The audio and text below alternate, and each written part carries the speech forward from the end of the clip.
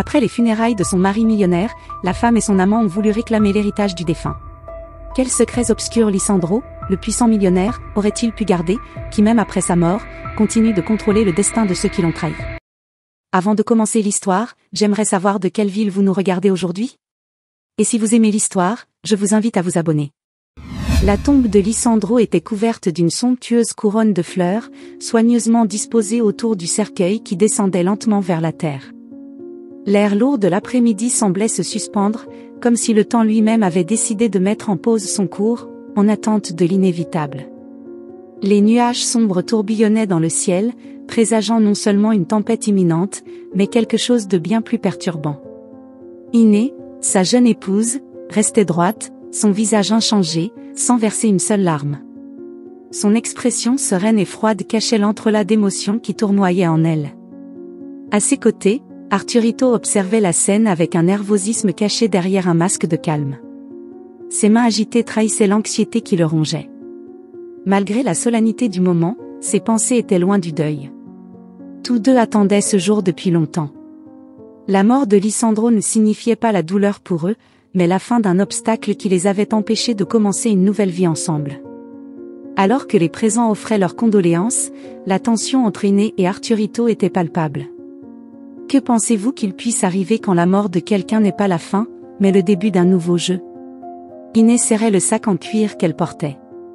À l'intérieur reposaient les documents qu'elle et Arturito prévoyaient d'utiliser cet après-midi à la banque. Le testament. L'étape finale de leur plan. Tout devait se dérouler parfaitement, comme ils l'avaient calculé. Pourtant, un sentiment inconfortable commença à grandir en elle. Ce n'était ni la peur ni la culpabilité, mais une inquiétude qu'elle ne pouvait expliquer. Il semblait que même mort, Lisandro continuait d'être une présence contrôlante, les hantant depuis la tombe. Tout ira bien, murmura Arturito, se rapprochant assez pour que seule elle puisse l'entendre. Tu as intérêt, répondit Iné, sur un ton d'avertissement, sans le regarder. Sa voix était aussi froide que calculée. Ce n'était pas le moment de montrer des doutes ou des faiblesses. Lorsque les derniers invités se dispersèrent, ils échangèrent un regard rapide et déterminé. Le moment était venu. Ils se dirigèrent vers la voiture noire garée au coin du cimetière, celle que Lisandro avait offerte à Iné pour leur 5e anniversaire de mariage. Un geste plein de symbolisme, représentant le contrôle absolu qu'il avait toujours exercé sur elle. Mais maintenant, tout cela devait prendre fin. Le trajet vers la banque se déroulait en silence, lourd de tension. Arturito ne supportait plus le poids de ses pensées et brisa le mutisme. « Es-tu sûr que ça va marcher ?» demanda-t-il, son ton reflétant un mélange d'anxiété et de besoin de confirmation.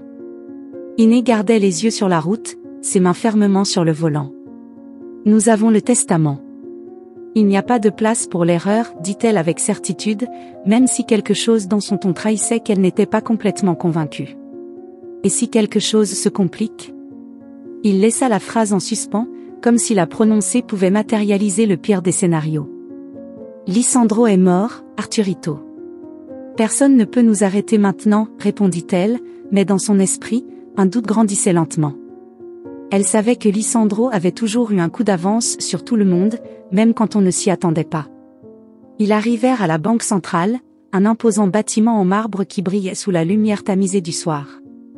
La banque était sur le point de fermer, mais ils avaient organisé une réunion spéciale avec Marcos, le gérant de confiance de Lisandro. Iné prit une profonde inspiration avant de sortir de la voiture. Tout devait se passer comme il l'avait prévu. Rien ne pouvait mal tourner. Mais ce sentiment de malaise ne la quittait pas. Ils entrèrent dans la banque et furent accueillis par l'air frais du lieu, en contraste marqué avec la chaleur extérieure. Marcos les attendait dans son bureau. C'était un homme au look formel, dont la loyauté envers Lisandro avait toujours été incontestable. Lorsqu'il les invita à s'asseoir, il y avait quelque chose dans son regard qui déconcerta Iné. Ce n'était pas l'homme confiant qu'elle se souvenait. « Madame Iné, Arturito, je suis très désolé pour votre perte, dit Marcos d'une voix grave, en s'installant derrière son bureau. « Merci, Marcos, répondit Iné, maintenant une façade de deuil qu'elle ne ressentait pas. Marcos ouvrit son ordinateur et commença à taper, révisant les documents. Le testament de Lisandro était déjà en sa possession. Tout aurait dû être une procédure rapide, quelque chose de simple. Mais les minutes qui suivirent furent anormalement longues. Le bruit des touches et les soupirs contenus remplissaient la pièce, alors que la tension augmentait à chaque seconde qui passait. Finalement, Marcos leva les yeux. Il y avait quelque chose dans son expression qui fit sentir à Iné un nœud à l'estomac. « Il semble qu'il y ait un problème, dit Marcos, regardant l'écran avec les sourcils froncés. « Quel genre de problème ?» demanda Arturito, impatient, au bord de perdre son calme. « Le compte de Lisandro n'est pas disponible pour une disposition totale, répondit Marcos. Une partie significative des actifs est retenue sous une disposition spéciale qu'il a établie. Je ne peux pas autoriser le retrait complet des fonds. » Iné sentit le plan minutieusement construit commencer à s'effondrer. Retenu ? Ce n'était pas ce que Lisandro avait laissé dans le testament. Ou du moins, pas dans la version qu'elle connaissait. Il doit y avoir une erreur, répliqua Iné, son ton plus froid que jamais. Nous avons le testament. Tout est en règle, Marcos. Marcos la regarda avec un mélange de tristesse et de préoccupation. Le testament le stipule, madame. Lisandro a laissé des instructions selon lesquelles la totalité de l'héritage ne pourrait être disposée qu'après avoir rempli certaines conditions. Il voulait s'assurer que personne ne touche à toute sa fortune immédiatement, à moins que ces conditions ne soient remplies, expliqua Marcos, son ton suggérant qu'il était pris dans une situation hors de son contrôle. Iné resta silencieuse, traitant ce qu'elle venait d'entendre. Quelles conditions ? Que Lisandro avait-il prévu qu'elle ne savait pas ? La colère et la confusion l'envahirent simultanément, mais elle ne pouvait pas se permettre de perdre le contrôle devant Marcos ou Arturito. C'est absurde, s'exclama Arturito, se levant de sa chaise. Nous avons droit à cet héritage. Tout est en ordre. Marcos leva une main dans un geste de calme, mais son expression n'a fait qu'aggraver la situation. Je suis désolé, mais je ne peux rien faire à ce sujet. Je dois suivre les protocoles que Lisandro a laissés. Jusqu'à ce que ces conditions soient remplies, l'argent complet ne peut être disposé. Cela pourrait prendre des mois pour résoudre cela. Le silence tomba sur le bureau. Iné se sentait comme si elle était piégée dans un cauchemar. Lisandro, même mort, continuait de contrôler chaque aspect de sa vie. Les questions s'accumulaient dans son esprit. Quelles conditions avait-il fixées ? Qu'avait-il encore prévu sans qu'elle le sache ? La conversation avec Marcos se termina, mais les réponses qu'il cherchait ne vinrent pas. Lorsqu'ils sortirent de la banque, le ciel s'était déjà assombri et l'air était devenu étouffant. Iné marchait en silence, la mâchoire serrée, retenant la rage et la peur qui la dominaient désormais. Elle sentait que tout ce qu'elle avait prévu s'effondrait devant ses yeux, et que Lisandro, même depuis la tombe, avait trouvé un moyen de s'assurer qu'elle ne s'échappe jamais de son contrôle. « Que faisons-nous maintenant ?» demanda Arturito, sa voix pleine de frustration. « Nous n'avons pas d'autre choix, répondit Iné froidement. Nous devons découvrir quelles sont ces conditions et les remplir. Lisandro ne va pas gagner cette dernière partie. » Alors que les ombres de la nuit s'allongeaient sur la ville, une chose était claire, la partie n'était pas terminée, et Lisandro, même mort, continuait à tirer les ficelles de la vie de ceux qui l'entouraient. L'écho des mots de Marcos résonnait encore dans l'esprit d'Iné alors qu'il marchait vers la voiture. Chaque pas hors de la banque était un rappel que l'ombre de Lisandro, même après sa mort, continuait de dominer leur vie. La fortune, la liberté, la vie qu'elle avait rêvée avec Arturito s'effondrait sous ses yeux, et le pire était qu'elle ne savait pas ce qui allait suivre. Arturito, les mains crispées, claqua la porte de la voiture en entrant. Le silence entre eux était épais, chargé de frustration et d'une peur croissante de l'inconnu. Iné gardait les yeux fixés devant elle, la mâchoire serrée.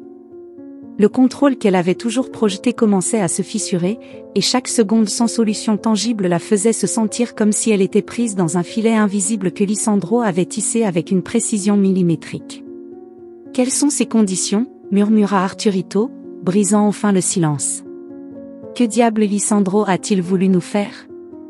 Iné serra le volant avec force, essayant de contenir le chaos qui bouillonnait en elle. « Je veux savoir exactement la même chose, répondit-elle, mais son ton n'avait plus le calme froid qu'elle utilisait habituellement. Il y avait de la colère, mais aussi un doute croissant qui commençait à la ronger de l'intérieur. Comment Lisandro avait-il pu anticiper de cette manière ? Ils savaient qu'ils avaient besoin de réponses. Et il n'y avait qu'une seule personne qui pourrait les leur donner. Ils arrivèrent à la maison familiale, la demeure qui avait été pendant de nombreuses années le symbole du pouvoir et de la richesse de Lisandro. Iné avait toujours ressenti que cette maison était plus une prison qu'un foyer, un monument au contrôle absolu qu'il exerçait sur tout. En entrant, l'opulence des marbres et des lumières luxueuses lui semblait vide. Arturito la suivait de près, nerveux, mais essayant de dissimuler son inquiétude croissante. Raoul doit savoir quelque chose de plus, dit soudainement Iné. Il était l'avocat de Lisandro. S'il y a quelque chose de plus dans ce testament, une astuce qu'il nous a cachée, il doit en être conscient. Arturito acquiesça. Il n'y avait pas d'alternative. Si quelqu'un connaissait les subtilités du testament de Lisandro, c'était Raoul. La rencontre avec Raoul était chargée de tension. Lorsque l'avocat les reçut dans son bureau, son regard pénétrant fit sentir à Iné qu'il y avait beaucoup plus que ce qui était révélé. Raoul était un homme calculateur, un homme que Lisandro avait choisi pour sa précision, et surtout, pour sa loyauté inébranlable. Iné, Arturito, je vous attendais, dit Raoul en s'installant dans son fauteuil en cuir. Son ton était respectueux, mais il y avait une lueur dans ses yeux qui inquiétait les deux. Je suppose que vous avez découvert que tout n'est pas aussi simple qu'il y paraissait. Que voulait faire Lisandro, demanda Iné sans détour, sa patience presque à bout. Je ne peux pas toucher l'héritage parce qu'il y a des conditions. J'ai besoin de savoir quelles sont ces conditions et comment résoudre cela. Raoul esquissa un léger sourire, un sourire qui ne montrait aucune sympathie mais plutôt de la satisfaction. Lisandro était un homme méticuleux, Iné. Il savait que l'argent n'était pas la seule chose qui comptait. Il voulait s'assurer que sa fortune ne tombe pas entre les mains de ceux qui n'étaient pas préparés à la gérer. Les mots frappèrent Iné avec une force inattendue. Elle savait que c'était une accusation voilée, une référence claire à sa relation avec Arturito. Mais avant qu'elle puisse répondre, Raoul continua. La disposition spéciale dans son testament stipule que vous ne pouvez accéder à l'intégralité de l'héritage que lorsque certaines exigences sont remplies. Et parmi elles, il y a la résolution de certaines affaires familiales en attente. Quelles affaires ? Demanda Arturito, visiblement nerveux. Raoul les observa un moment, profitant du pouvoir qu'il exerçait sur la situation. Puis, il sortit une enveloppe de son bureau, la plaça devant eux et la fit glisser lentement vers Iné. Lisandro avait un fils dont vous ignorez l'existence. Macia. Il a également droit à une part de l'héritage. Le silence qui suivit était assourdissant. Iné sentit la pièce commencer à se refermer sur elle. Un fils ? Macia ? Elle n'avait jamais entendu ce nom durant toutes les années qu'elle avait été mariée à Lisandro. Comment cela était-il possible ? Et plus important encore, pourquoi Lisandro ne lui avait-il jamais rien dit ? De quoi parles-tu ? Demanda Iné, sa voix étranglée par l'incrédulité. Ce n'est pas possible. Si ce fils existait, je le saurais. Raoul la regarda calmement, comme s'il avait anticipé cette réaction. Macia a été tenue à l'écart pour des raisons que Lisandro n'a jamais partagées avec moi. Tout ce que je sais, c'est qu'il fait partie du testament, et que tant que vous ne l'avez pas trouvé et résolu les termes avec lui, l'héritage ne sera pas libéré en totalité. Iné sentit l'air devenir irrespirable. Un fils illégitime. Un secret que Lisandro avait gardé jusqu'à la fin. Ce n'était pas seulement l'héritage en jeu, c'était la réputation, l'héritage familial, sa propre dignité. Arturito, quant à lui, commença à sentir que le sol sous ses pieds se dissipait. Tout ce qu'ils avaient planifié s'effondrait, et la présence de ce fils bâtard mettait tout en péril. Il devait trouver Macia. Et rapidement. Où est-il ? Demanda Arturito, avec une nervosité évidente. Je ne sais pas. La dernière chose que j'ai su, c'est que Lisandro l'a tenu éloigné de la vie publique pour des raisons personnelles. Mais je vous avertis. Macia n'est pas facile. Si vous décidez de le trouver, vous devez être prêt à ce que cela implique. L'avertissement de Raoul pesait dans l'air comme une menace latente. Mais Iné savait qu'il n'avait pas le choix. Il devait trouver Macia et résoudre ce qui était nécessaire, ou tout ce pourquoi il s'était battu et trahi disparaîtrait. En sortant du bureau de Raoul, le vent froid de la nuit frappa leur visage, mais il n'apaisa pas le tourbillon d'émotions qui les agitait. Iné marchait d'un pas ferme, mais son esprit était en chaos. Comment était-il possible que Lisandro lui ait caché quelque chose d'aussi important? Un fils? Et pourquoi maintenant, après sa mort, avait-il décidé de le révéler?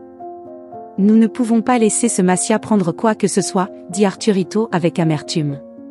Ce type va tout détruire si nous ne faisons rien. Iné le regarda, essayant de trouver le calme au milieu de la tempête. D'abord, nous devons le trouver. Et ensuite, nous verrons quoi faire. Je ne laisserai pas Lisandro gagner ce dernier jeu. Les mots d'Iné étaient plus pour se convaincre elle-même que pour rassurer Arturito. Elle savait qu'elle jouait avec le feu, qu'un faux pas pourrait complètement effondrer ce qui restait. Mais elle savait aussi qu'elle était allée trop loin pour s'arrêter maintenant. Alors qu'ils s'éloignaient, la ville brillait au loin, indifférente à leurs problèmes. Mais pour Iné, les ombres de Lisandro rôdaient toujours. Massia n'était pas seulement un nom, il était la clé pour dénouer les derniers secrets d'un homme qui, même mort, continuait de détenir le contrôle. La recherche de Massia ne faisait que commencer, et avec elle, le danger de découvrir que, peut-être, il y avait des choses bien pires que de perdre un héritage. Le vent portait un silence troublant alors que la voiture avançait dans les rues sombres. Iné et Arturito n'avaient pas échangé un seul mot depuis qu'ils avaient quitté le bureau de Raoul.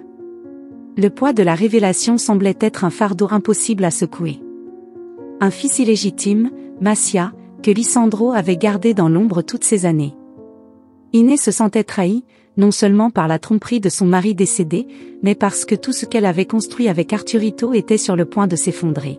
« Où diable penses-tu que ce type est ?» demanda finalement Arturito, sa voix tendue. Ces mots brisèrent le silence avec une dureté qui révélait son désespoir. Iné continua de conduire, son visage rigide et pâle. Ses yeux ne quittaient pas la route, mais son esprit était ailleurs.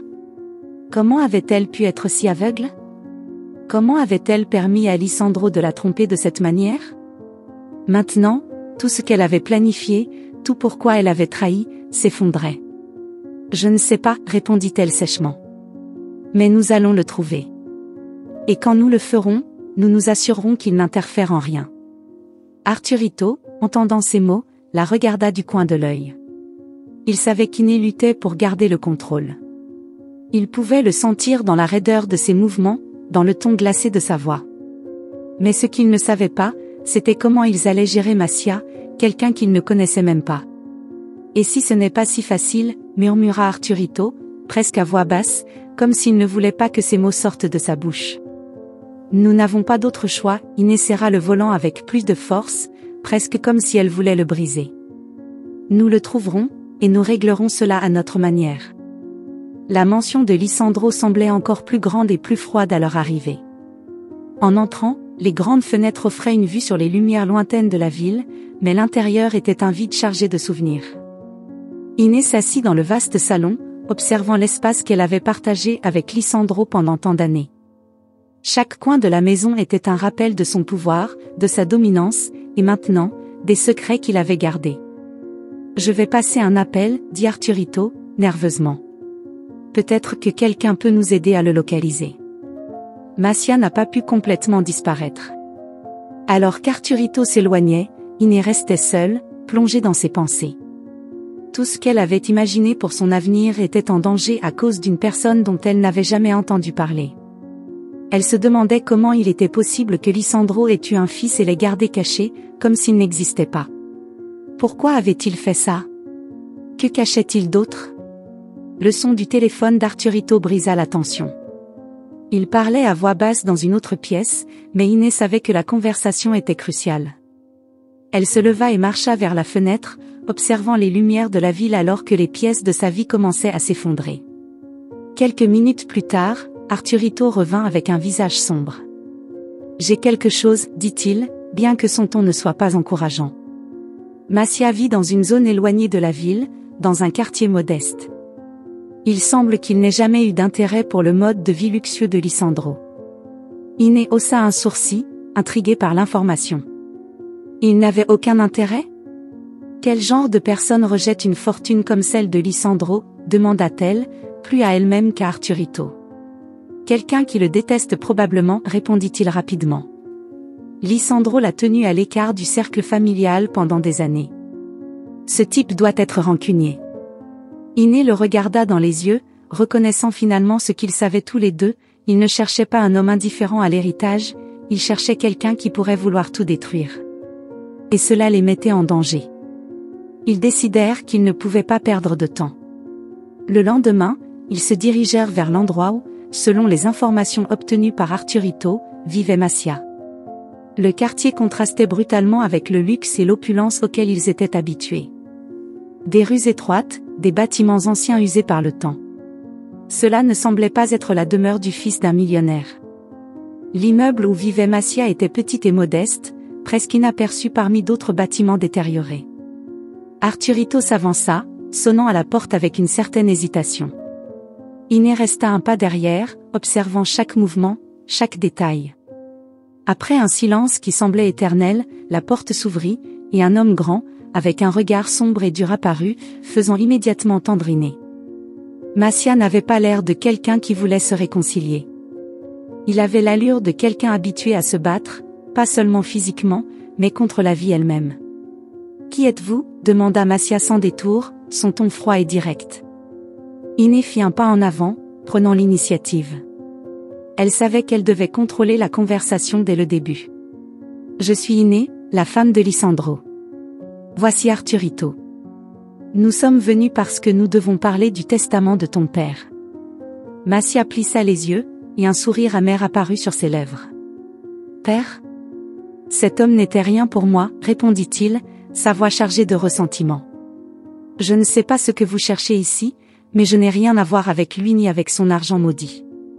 Iné tenta de rester ferme, mais quelque chose dans l'attitude de Massia la troublait profondément. Cet homme n'était pas seulement un étranger, il était clairement rancunier, et cela le rendait imprévisible. Écoute, Massia, intervint Arturito, essayant de désamorcer la tension. Nous ne sommes pas ici pour discuter de ce qui s'est passé. Nous savons que Lisandro t'a tenu à l'écart, mais la vérité est que tu as besoin d'entendre ce que nous avons à dire. Massia croisa les bras, s'appuyant sur le cadre de la porte. Et qu'est-ce que c'est, ce que vous avez tant besoin de me dire, demanda-t-il avec un ton sarcastique, comme s'il prenait plaisir à leur malaise. Iné fit un pas de plus, essayant de reprendre le contrôle. Une partie de l'héritage t'appartient, mais il y a certaines conditions que Lisandro a laissées dans son testament. Rien ne peut bouger sans toi. Si vraiment ça ne t'intéresse pas, nous pouvons faire un accord. Tu nous cèdes ta part, et nous te laisserons tranquille, dit-elle, sa voix retrouvant la froideur qui la caractérisait tant. Massia la regarda silencieusement pendant quelques secondes qui semblèrent interminables. Puis, il lâcha un rire amer. Un accord, dit-il, moquerie dans la voix. Et vous pensez que je vais signer des papiers et disparaître pour toujours ? Lisandro m'a tout pris quand j'étais enfant. Vous n'avez aucune idée du mal qu'il m'a fait. Et maintenant, vous voulez que je signe tout pour que vous puissiez garder sa foutue fortune. Le silence qui suivit était étouffant. Iné tenta de maintenir sa contenance, mais quelque chose dans les mots de Massia la déstabilisa. Ce n'était pas seulement un homme rancunier, c'était quelqu'un qui avait souffert, quelqu'un qui voyait maintenant en eux une opportunité de régler des comptes. Massia les regarda avec mépris avant d'ajouter quelque chose qui brisa complètement la fragile tension qui restait dans l'air. Et si vous pensez que je vais abandonner sans me battre, vous vous trompez lourdement. Vous n'avez aucune idée de ce que j'ai prévu. J'attends ce moment depuis des années. Et vous n'êtes que des pions dans le jeu que je m'apprête à commencer. Iné ressentit un frisson la parcourir. Ce qui avait commencé comme une simple quête pour sécuriser un héritage se transformait en quelque chose de beaucoup plus sombre. Massia n'était pas seulement un obstacle. Il était une menace. L'écho de la menace de Massia flottait dans l'air, enveloppant Iné et Arturito dans un silence dense et chargé d'incertitude. Aucun des deux n'avait anticipé ce qui venait de se passer.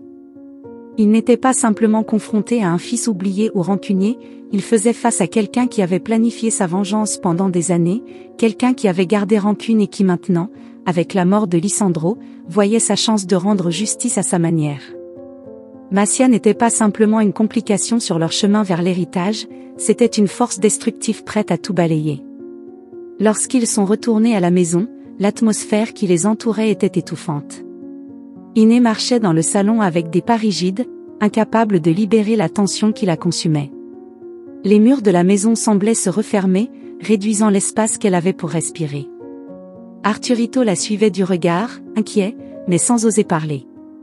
Finalement, c'était Iné qui brisait le silence. Elle s'arrêtait devant la fenêtre, regardant les lumières de la ville, et laissait sa voix, chargée de frustration, remplir le salon. Cet homme ne va pas nous donner sa part de l'héritage. Il joue avec nous. Il veut nous voir échouer, dit-elle d'un ton glacé, mais il y avait autre chose dans sa voix, quelque chose qu'Arturito n'avait pas entendu auparavant, la peur. Que allons-nous faire alors? Demanda Arturito, clairement désespéré. Son visage reflétait la pression qu'il ressentait. Tout était en jeu, et Massia représentait non seulement un obstacle, mais une menace réelle. Iné se tournait vers lui, ses yeux brillant d'une détermination froide, mais il y avait quelque chose de brisé dans son regard. Le contrôle qu'elle avait maintenu jusqu'à ce moment-là se fissurait. Massia n'était pas le genre d'homme qui accepterait de négocier de manière conventionnelle. Il cherchait quelque chose de plus. Quelque chose que même elle ne pouvait pas prévoir. Je ne sais pas encore, mais nous ne laisserons pas cela nous détruire. Iné se remettait à marcher, comme si le mouvement pouvait l'aider à penser plus clairement. Massia est intelligent, mais il n'est pas invulnérable. S'il veut jouer, nous jouerons. Les mots résonnaient avec décision, mais Arturito ne partageait pas sa confiance. Il avait vu le regard dans les yeux de Massia, et il savait qu'ils avaient affaire à quelqu'un de bien plus dangereux qu'il ne l'avait imaginé. Il s'approchait d'Iné, posant une main sur son épaule. Et si nous sous-estimons ce dont il est capable? Lisandro nous a laissé ce piège maudit, et Massia a maintenant le contrôle, dit Arturito, d'un ton désespéré. Iné se détachait de son toucher, lui lançant un regard froid. Ne commence pas avec ça maintenant.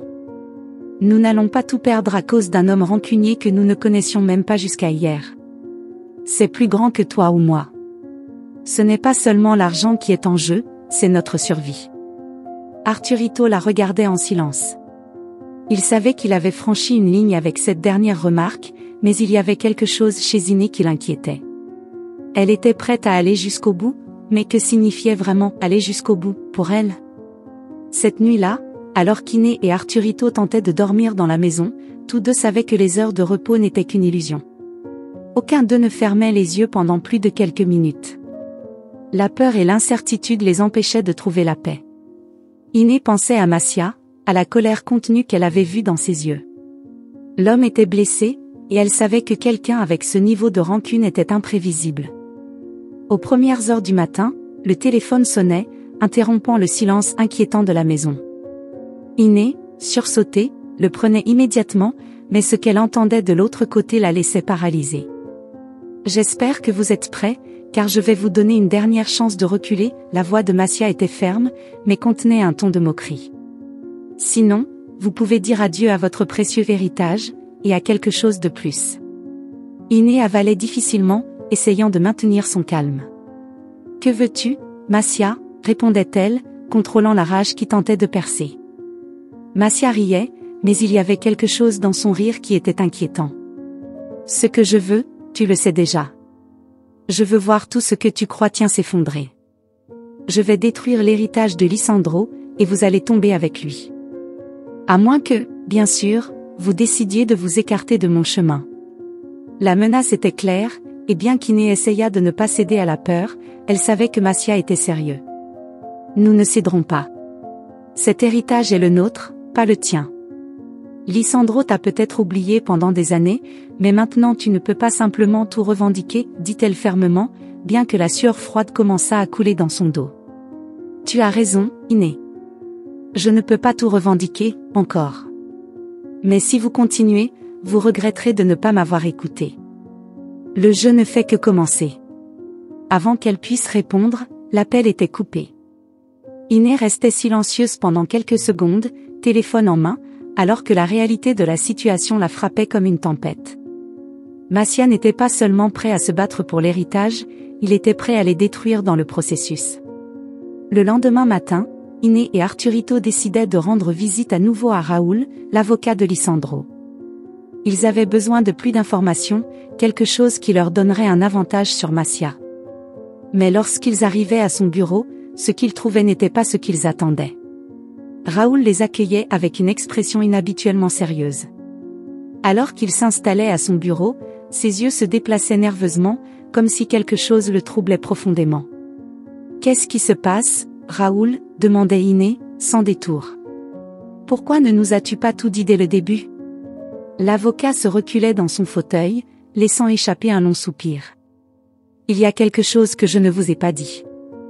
Massia n'a pas seulement droit à une partie de l'héritage, il a aussi quelque chose que vous n'avez pas, une lettre personnelle de Lisandro. » Le cœur d'Iné s'arrêtait un instant. Une lettre. Quelque chose que Lisandro avait laissé directement pour Massia. Qu'y a-t-il dans cette lettre ? Demandait Arturito, visiblement ému. Raoul les regardait avec un mélange de pitié et de tension. La lettre contient des instructions que Massia a décidé de suivre. Lisandro a laissé plus que de l'argent. Il a laissé un plan. Et il semble que Massia soit déterminé à le réaliser. Iné sentait le monde autour d'elle s'effondrer. Lisandro avait tout préparé bien avant. Il ne les manipulait pas seulement depuis la tombe, il avait laissé Massia comme une pièce clé pour exécuter son dernier souhait. Quel genre de plan ? Insistait Iné, sa voix brisée par le désespoir. Raoul baissait les yeux, sachant que la vérité qu'il était sur le point de révéler changerait tout. Lisandro ne voulait pas que son héritage tombe entre de mauvaises mains. Il a laissé des instructions à Massia pour s'assurer que, si vous essayiez de le trahir, il détruirait tout. Le silence dans la salle était accablant. La révélation avait été un coup dévastateur. Massia ne se battait pas seulement pour la vengeance. Il accomplissait la dernière volonté de Lisandro, s'assurer qu'Iné et Arturito n'obtiennent rien.